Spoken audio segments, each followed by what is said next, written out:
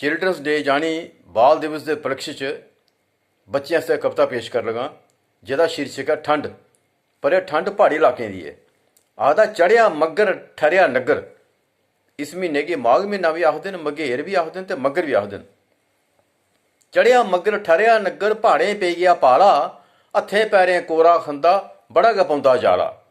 चढ़िया मगर ठहरिया नगर, पहाड़े पे गया पाला, हत्थें पैरें कोरा खंदा बड़ा गै पौंदा जाला।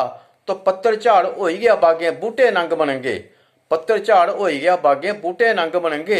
भुखे भाने इथुआं पैंछी नजरा मोड़िया लंघे।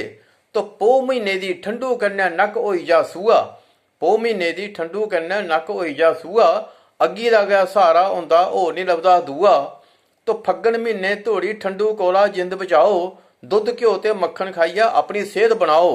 फग्गन महीने धोड़ी ठंडू कोला जिंद बचाओ, दुध घ्यो ते मक्खन खाइया अपनी सेहत बनाओ।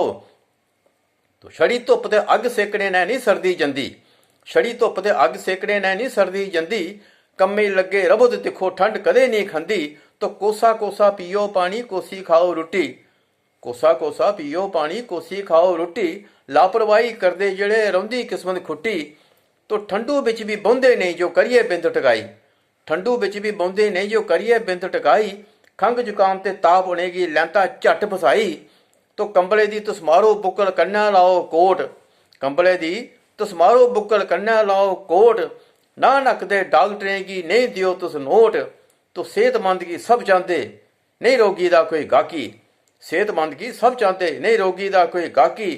अपने शा बड्डे कन्नै नहीं मारो कदें चलाकी, अपने शा बड्डे ने नहीं मारो कदें चलाकी। जय हिंद।